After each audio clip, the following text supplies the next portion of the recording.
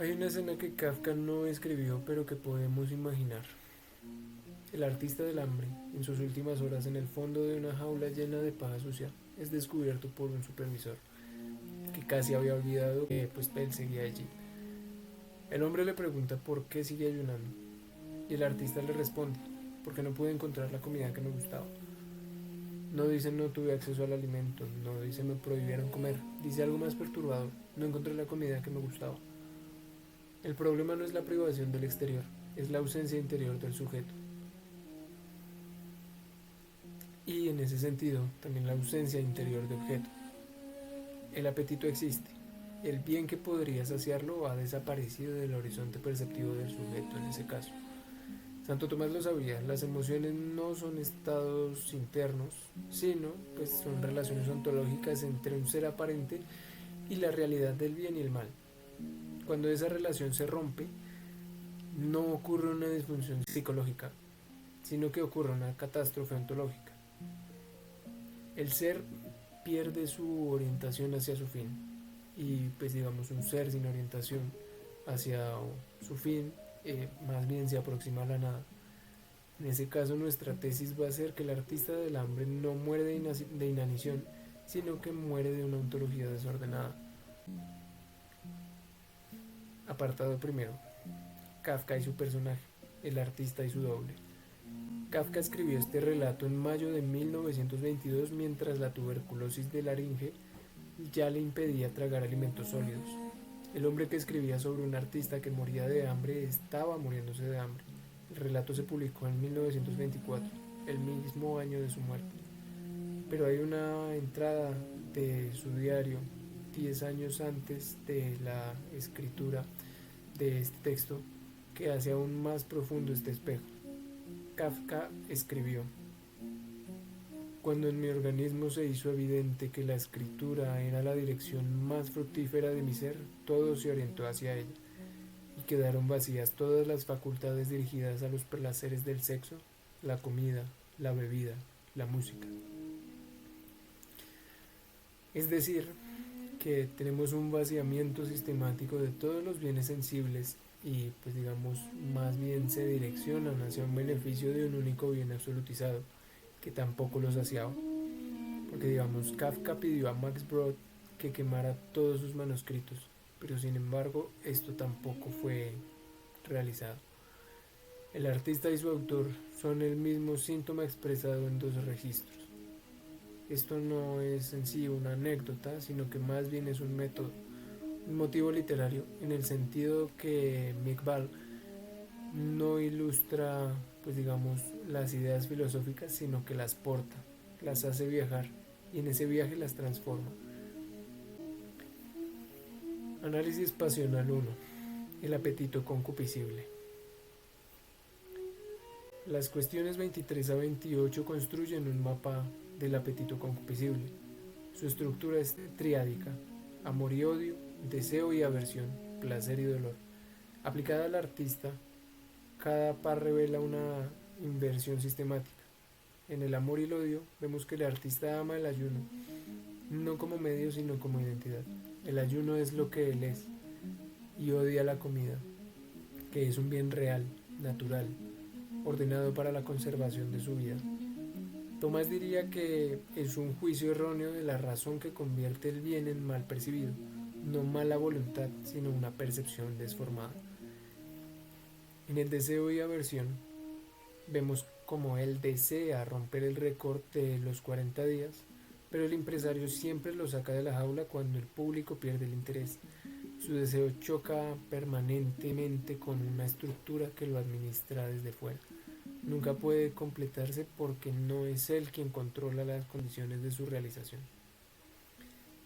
En cuanto al placer y el dolor, vemos que el único placer posible es el reconocimiento ajeno, siempre fugaz. La cuestión 31 define el placer como un reposo del apetito en el bien poseído. El suyo no descansa en ningún bien propio, sino que pues directamente descansa en la mirada del otro, en la comprensión que ellos pueden darle al arte que él está ofreciendo. El dolor, en cambio, es su condición permanente. Muere en la tristeza de la cuestión 35 ante un mal presente e inevitable, sin interlocutor y sin salida. Análisis pasional 2. El apetito irascible. El apetito irascible opera sobre bienes arduos. Sus pasiones, esperanza, audacia, ira, tampoco están ordenadas en el artista. Él, espera toda su vida que alguien entienda, y la cuestión 40 define la esperanza como un movimiento hacia un bien arduo pero posible. La tragedia es estructural. El bien que espera, que es el reconocimiento de un arte que consiste en no hacer nada visible, es imposible dentro del régimen perceptivo en que vive. Nadie puede reconocer lo que el régimen no ha equipado a nadie para ver, y sin embargo no cae en la desesperanza. Esa perseverancia de su grandeza y es su propia condena. En cuanto a la audacia, él despliega una audacia extraordinaria. O sea, realmente vence el hambre día a día con esa misma audacia. Pero en la cuestión 45 es precisa. O sea, la audacia virtuosa comete el mal arduo para alcanzar un bien proporcional. Sin ese bien, la audacia es temeridad. Básicamente es pura fuerza sin dirección que consume al sujeto. Y digamos que el artista tiene una ira contenida, casi invisible, contra el empresario, contra el público, contra su propio cuerpo. La cuestión 46 la define como la respuesta ante una injusticia percibida. El problema es que no hay nadie dispuesto a reconocer esa injusticia, y una ira sin interlocutor se vuelve contra quien alberga. Los efectos del amor, de la cuestión 28. La cuestión 28 enumera 5 de los efectos del amor, los cuales son la unión, la inherencia mutua, el éxtasis, el celo y la herida. Los 5 cumplen en el artista y en Kafka también con una precisión perturbadora, de hecho. Vemos como la unión con el ayuno y pues en el caso del autor con la escritura pues tiene una inherencia mutua. El ayuno habita el cuerpo y él habita en el ayuno como en su único espacio de existencia y pues como su propia verdad. El éxtasis vive fuera de sí, no siente el dolor ordinariamente. El celo, pues digamos que él rechaza con desprecio activo todo bien que no sea suyo, pues que ha absolutizado. La herida vemos pues que está más presente en lo que sería la caquexia, lo que sería también la muerte en la jaula, y en el autor en la tuberculosis, en el insomnio y en una soledad radical. Todos los efectos del amor más alto operando sobre un objeto que no puede sostenerlos ni devolverlos. Un amor que se mueve con una intensidad del amor perfecto y que, sin embargo, no conduce a ningún fin. Un amor verdadero sobre un objeto inadecuado produce inevitablemente la destrucción del sujeto amante. La cuestión 44. La primera causa y el bien como origen. La cuestión 44 establece que todo ente creado tiene su ser como participación del bien primero, que esta participación es dinámica y el ser creado tiende hacia su principio, es decir, la creación tiene forma de arco, lo que llamaríamos exitus y reditus, salida y retorno. Las pasiones bien ordenadas son el modo en que el arco se realiza. Amar, desear, esperar rectamente es participar del movimiento cósmico de la creación hacia su origen. Las pasiones desordenadas del artista no son simplemente vicios individuales, sino pues son más bien interrupciones del movimiento ontológico del ser. La energía del deseo sin retorno posible se convierte en fuerza autodestructiva. La pantera, pues digamos que lo reemplaza, al final pues digamos tiene su bien, o sea, el alimento, el movimiento, el espacio, su arco está íntegro. Por eso el público la mira con alegría, sin esfuerzo. El artista del hambre, pues digamos era el ser en quien ese arco se había roto definitivamente, no se cumplía. Historización, el régimen de historicidad. Koselleck distingue pues digamos, campo de experiencia y horizonte de expectativas. Hartog añade que los regímenes de historicidad son las plataformas que una cultura distribuye y pues digamos en un peso relativo del pasado, presente y futuro. El artista no vive en el pasado, sus recortes caducan en cuanto se rompen, no vive orientado en el futuro y su horizonte de expectativas ha colapsado, habita un presente perpetuo y autofágico, sin acumulación y pues digamos tampoco con una apertura. Esto corresponde históricamente al primer acto de posguerra, que sería la Gran Guerra, la cual destruyó la confianza en el progreso. En el horizonte colectivo de expectativas, pues básicamente esto se cerró y cuando el futuro desaparece, que pues básicamente sería el deseo, que es por naturaleza movimiento hacia un bien futuro, no desaparece, sino que más bien se tuerce, o sea, se desforma. Se vuelve pues digamos sobre la única práctica disponible y la intensifica, aunque esa práctica destruye al sujeto que la ejerce. La cuestión 40 vincula la esperanza y pues digamos la vincula a la posibilidad del bien futuro. Sin ese horizonte el apetito irascible queda atrapado en una audacia sin un telos. Es pura resistencia sin destino. El orden social y sus pasiones. Politización.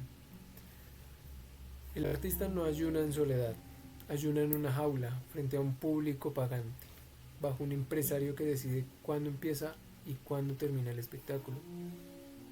La estructura política y económica no es decorado, o sea, el campo de fuerzas en que pues digamos estas pasiones adquieren su forma pues es bastante específica.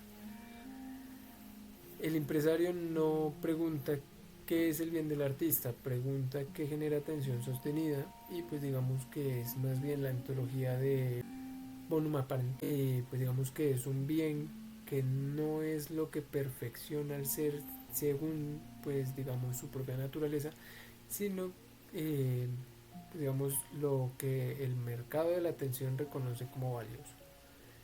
Las pasiones del artista son funcionales al sistema mientras son legibles, es decir, su deseo produce tensión narrativa, consumible, su esperanza produce fidelización, su gracia genera admiración y pues esta admiración es vicaria.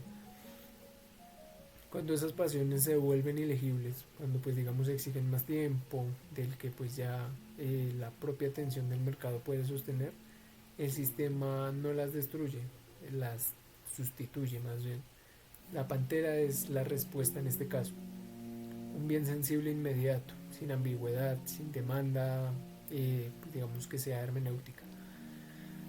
Y al hacer esta situación y pues digamos al sustituirlo, el régimen no solo descarta al artista, sino que pues digamos desforma el apetito del público entero, entrenándolo para no reconocer otro bien que el inmediato y el visible. La libertad y el libre albedrío. ¿Es libre el artista del hambre? Podríamos preguntarnos.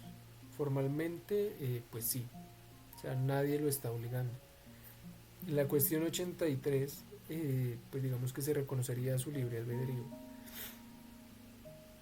Algo que podríamos llamar el facultas qua homo potest agere et non agere. Pero la cuestión 79 añade una condición que lo cambia todo. El libre albedrío opera correctamente solo si la inteligencia le presenta el bien de forma adecuada.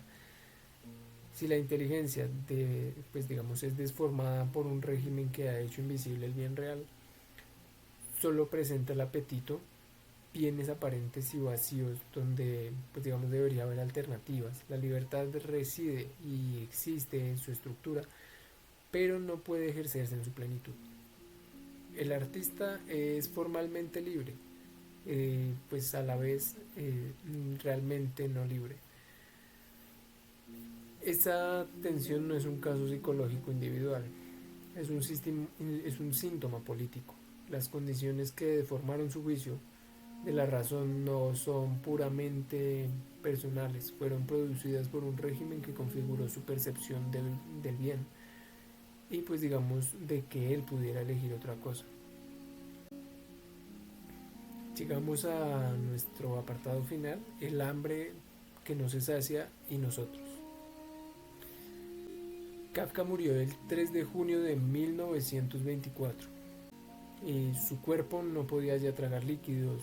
Dejó pues básicamente una pregunta sin respuestas, sino que pues tenemos que hacérnosla nosotros, ¿no? O sea, ¿por qué ayunó? ¿Por qué no encontró la comida que le gustara? Santo Tomás daría una respuesta a esto. Buscabas el bien en el lugar equivocado. Kolesek añadiría que tu horizonte de expectativas había colapsado y Hartog precisaría que habitabas un presentismo sin acumulación de apertura. Val, por otro lado, llegaría a una conclusión, la cual es que eres un concepto viajero que porta un diagnóstico que ninguna disciplina puede hacer sola. Y nosotros que vivimos en un régimen del scroll infinito, pues reproducimos ese presentismo en su forma más pura, donde el libre albedrío de la cuestión 83 se ejerce entre alternativas preconfiguradas por un algoritmo, donde el campo de las experiencias está saturado de información sin sedimento. ¿Qué comida no encontramos?